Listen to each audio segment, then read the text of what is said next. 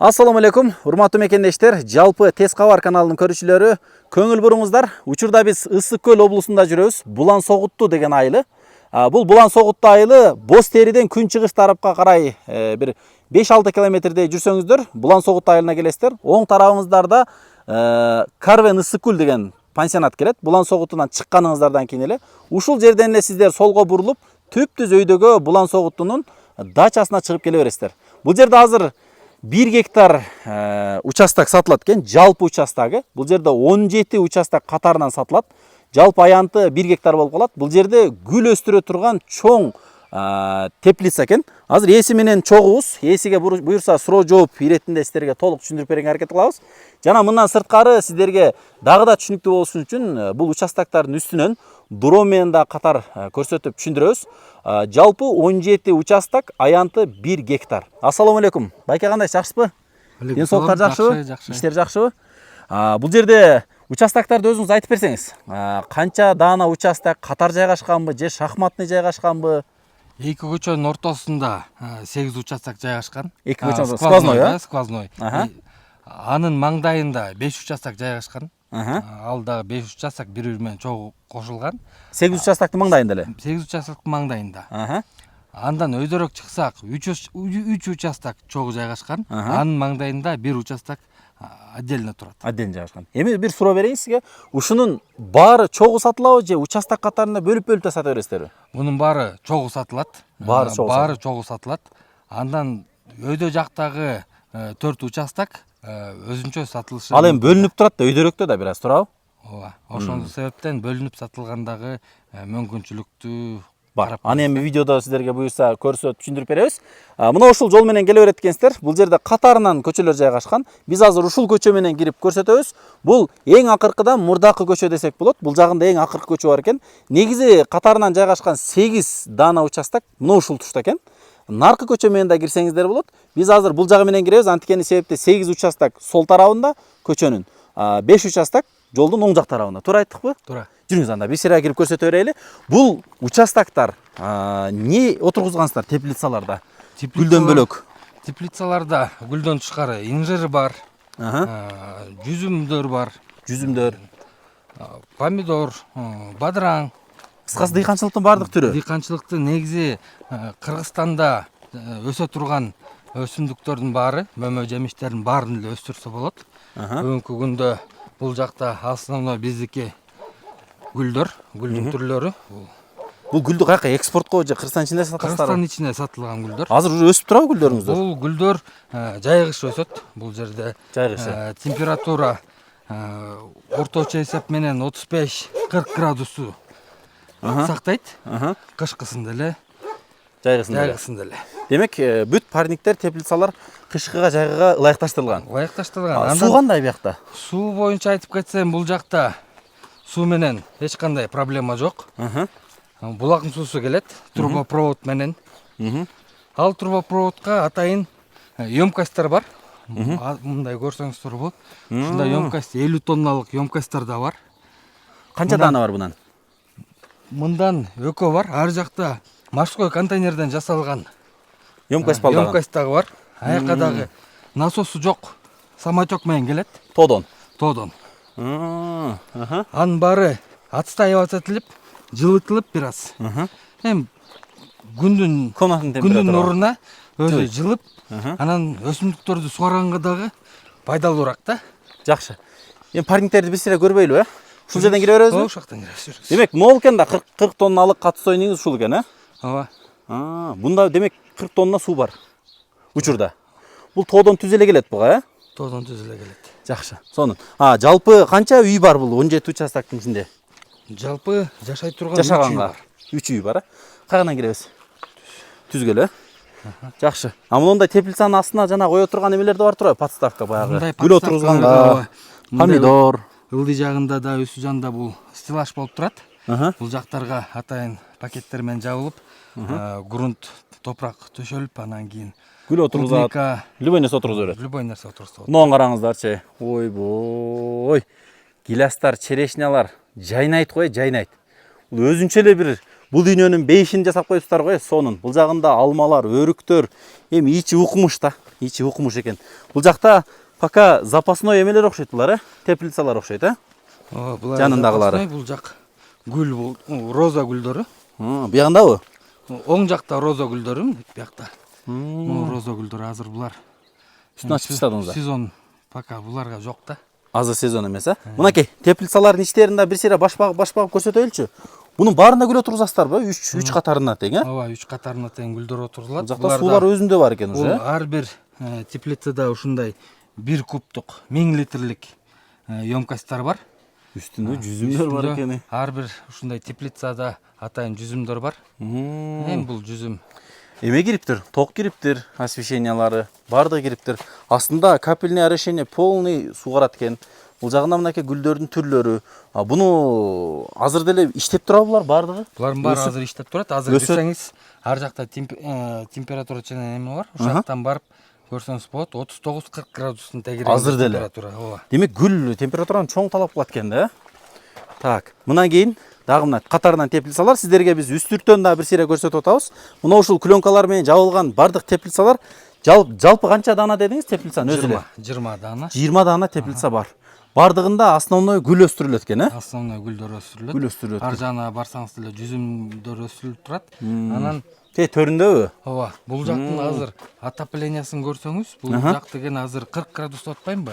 Буга азыркы учурда электричествонун жана от жагуунун кажети жок. Бул жак деген күн ысып кетти азыр деле. ысыгынан атайлап жасалган клеенка, ушу теплицаныкы. Анан мындай сеткалар бар. Бул атайын көлөкөнү сактай турган. Көлөкөнү сактап тура турган, Мына гүлдөрдү көрүп турасыздарбы? Жаңы ачылып аткан гүлдөр экен. Мынакей. Жалпы канча түр гүлдүн түрүнү өстүрөсүздөр? Гүлдүн негизи 10дон ашык түрү бар. 10дон ашык бизде өндүрүлө тургандар эле жалаң. Ооба. Булар бүт привознойлор да, Булардын баары эле привозной. Ой, машалла. Бул жакта дагы сонун, мынакей дача экен. Мынакей бүт теплицалары коюлган. Бул жакта дагы жашай турган үй бар турбайбы, Үйдөлөр да сиздерге карабайбы? Бүт могу теплицалардын баары. Бул жактарда да сарайлар бар, эми бир аз Кладовкалар. чарбачылыкка тоок баккан сарай бар. Так. Ылдый түшүп бара берели. Могул демек основной жашай турган үй деңиз, Бул основной жашай турган үй. Мына наркы көчөгө чыгып калат турбайбы бул жагынан, Ооба. Күчүк дагы сезип калды окшойт. Демек бул жагында бир үй бар экен. Мындан ары өтүп көрсөтө берели, жүрүңүздөр. Бул жакта мынакей катар окшош, дерлик окшош теплицалар. Ылдыйында дагы экинчи катардар жайгашып тур. Бул жагында дагы жүрүңүздөр, бир гүлдөрдү дагы көрүп чыга береличи. Ой, пай. Мына эмне деген сорт жүзүмдөр булар? Ой. Өзгөчө жүзүмдөр го булар. Машалла. Мынакей, гүлдөрдү караңыздар. Ушулар ушул жерде өстүрүлөт.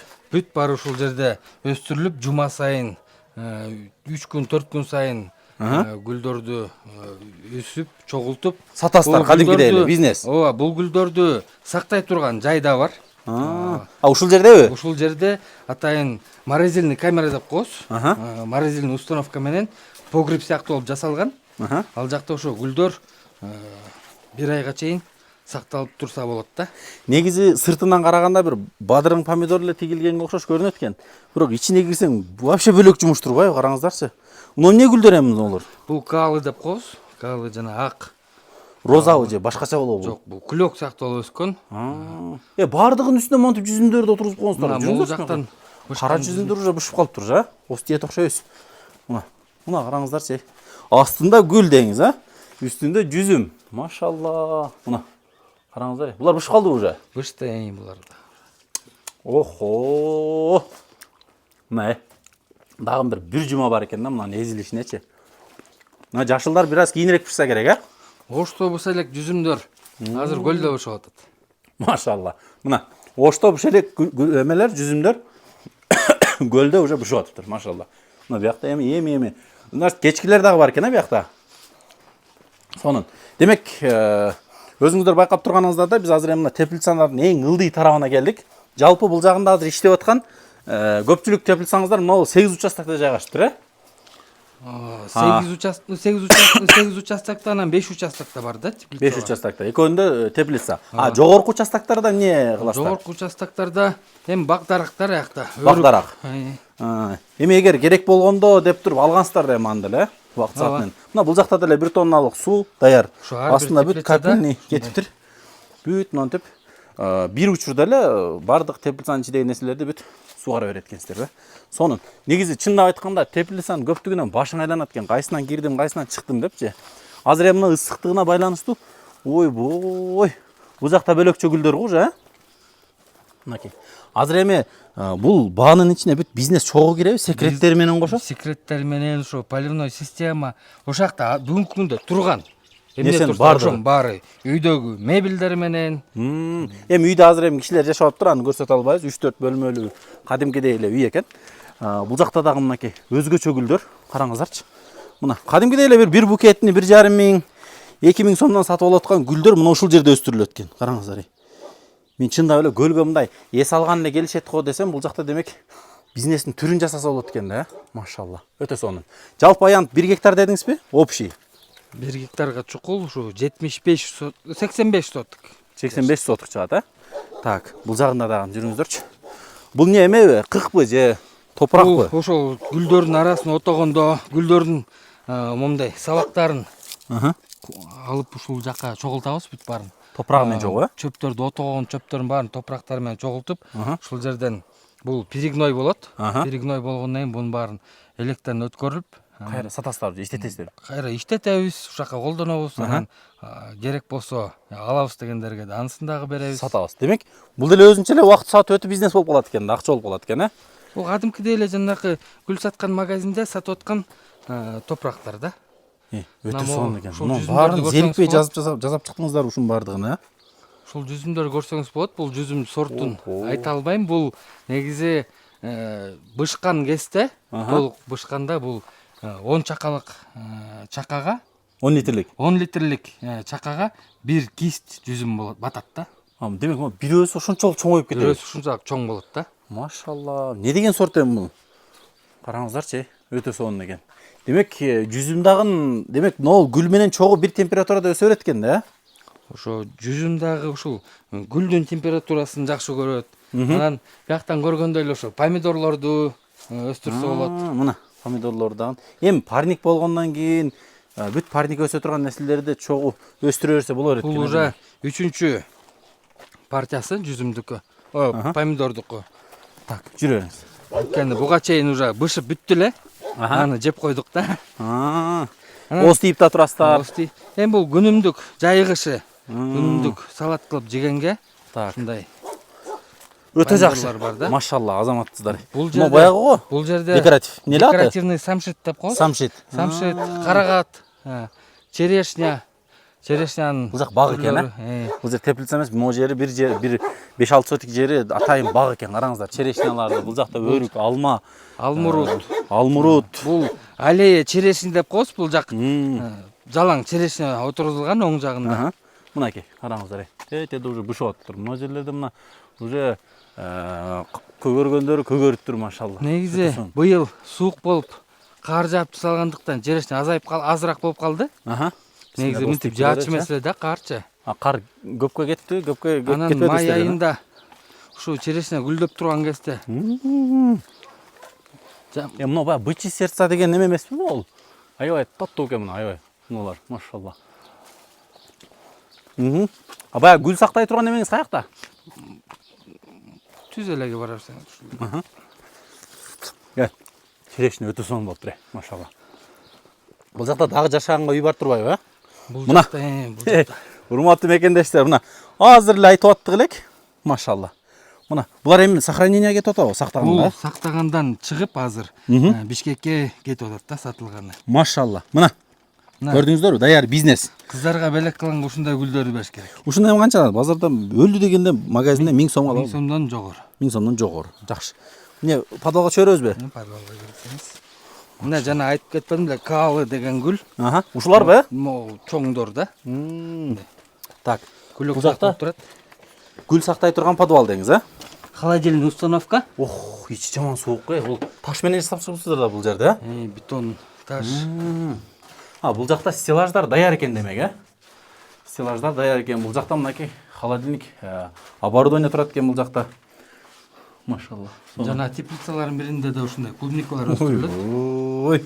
Машалла, машалла. Алаканга. Бир колуңузга көрсөтүңүзчү. Могу киши азыр чоң эле киши экен. 3 клубника. 3 клубника уже Бир клубниканын салмагы 100 граммга чейин болот да. 100 граммга чейин. Костисек болобу? Бисмилла. Бисмилла. Бисмилла. Мынан караңыздар. Машалла. Машалла. Канча көрсөтүп атат градусник? 10 градус. Бул азыр холодильный установканын иштебей турган кези. Иштебей. Бул подвалдын өзүнүн температурасыбы? Подвалдын эми өчүрүлдү да, бир аз болду өчүрүлдү. Ошол холодильный установка. Мына да өзүңүздөр нагород. Азыр барабыз бул жака дагы. Жүрүңүздөр. Сонуна кene. Бул жерге келсең мындай бир дача деп бекерге айтпайт экен да. Машалла. Сону. Мына гүлдөрдү айтып атасызбы? Мына караңыздар. Не дедиңиз мунун атын? Ар жакта турат каалылар. Каалы. Так, жүрөңүздөр анда. Ушо менен түз көтөрөбүзбү? Бисмилла деп.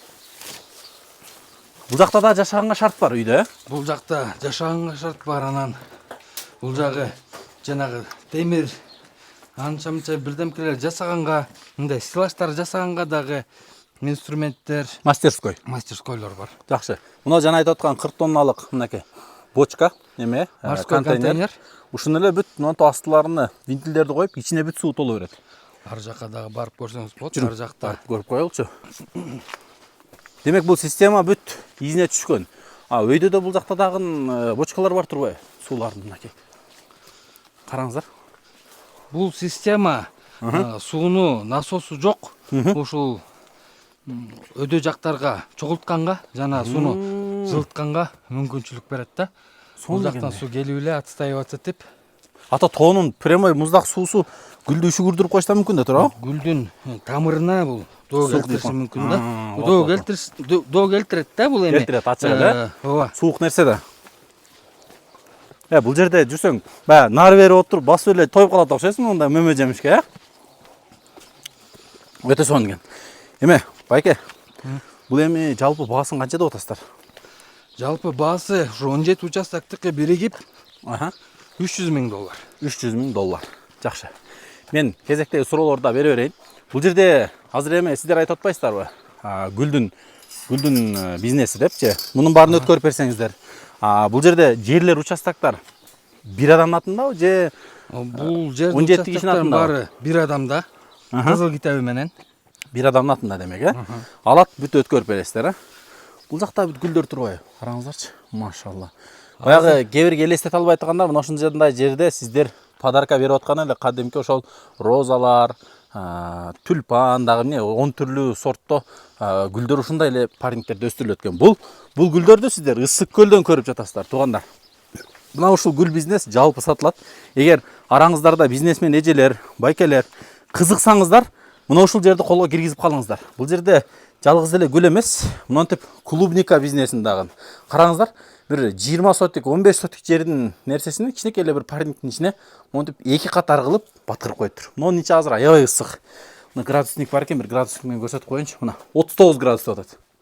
Мына 39 градуста турат экен ичи. Бул жерде да бүт гүл турбайбы байке, Ооба, бул жер гүл, анан күндүн жылуу болгонуна дагы мына укроптун өскөнү. Кана? Азыр 3 метрден ашыгыраак да, бийиктиги. Машалла, мына караңыздар. Укроп, бул жерге бүт нерсени өстүрө берет экенсиздер да. Сонун. Бул жакта клубникалар өсүп атат, машалла. Мынакей. Уже терилип кеттир, Клубниканы азыр терилип кеттир. Бүгүн терилди да клубника, бүгүн менен. Жакшы. Сонун. Жана осы тийдик го. Эң негизгиси. Жакшы. Жалпы демек $300,000 сурап атасыздар. Атыңыз ким эле байке сиздики? Эрлан. Эрлан байке. Жана бөлүнүп сатылат деген участогуңуз кайсы? Бөлүнүп сатса да болот, 1-2 участоктон кылып дегениңиз кайсыл жакта ал? Ал жогору жакта турат. Жогору, ал бөлүнүп турабы отдельно, Бөлөк булардан ортосунда 3 участок бар да. Демек, мына 8 участок, 5 участок бул чогуу бир жерде. Булар бир сатылат экен. Демек, өйдөдөгүсүнү отдельный баалашып алса болот, эгерде мындай ушинтип дыйканчылык кылат эле, же болбосо мындай жашаганга дача керек эле, көлдөн бир үй кылып коюш керек эле дегендер болсо, бөлүп сатсаңыздар да болот, Муну караңыздарчы, пай жүзүмдөр ушул жерде турбайбы? Өтө пай жүзүмдөр. Машалла. Мына биякта да укроптор өсүп турат. Мына жанакы чогултуп аткан гүлдөрүңүздөр ушулар да? Ушулар, булар дагы ошо бир жуманын ичинде уже Мен жетиле турган гүлдөр да. Ерлан байке, чын айтайынбы? Могу гүлдөрдү мен чет өлкөдөн келсе керек холодильникте деп ойлойт элем да. Бул биякта өстүрсө болот экен да демек. Бул жерден эмне гана гүл болбосун, кандай гана өсүмдүк болбосун, баарын өстүрсө болот да. Баарын өстүрсө болот. Өсүмдүккө эң биринчиден жер керек, суу керек, анан көңүл керек. Көңүл керек. Желание дебейсизби? Кыла турган Желание. эрк керек деңиз, Андан эң маанилүүсү бул эмгек. Эмгек, эң чоң нерсе эмгек. Эмгектин көбү бул жерде уже жасалып калды. Жасалып калды. Жакшы. Бул жакта дагы бир парник бар экен. Ушу менен бул жак бети тегил көрүп турганыңыздардай крышадан аяктайт экен. Демек бул жагында 5 участок катарынан бүт эле парник менен толуп тур, бул жер, Бүт парниктер менен толуп тур. Так, өйдөнкү участоктарды көрүп келеличи. Жүрүңүз. Демек, туугандар, алма, алча, жүзүм, помидор, бадырың, гүл, укроп, клубника, малина бүт эле өсөт экен да. Караңыздарчы, мына көчөгө куюлуп, баягы айылда жаш кезде ондай жерде эле сабагын ийип туруп эле жеп кетет элек. Мына ушундай болуп, сонун болуп көчөлөргө чейин монтип ийилип бышып тур. Могу жерде өрүктөр бар экен. Машалла. Сонун. Демек, мына ушул жерге чейин 8 участоктугу ушул жерден бүтөт экен.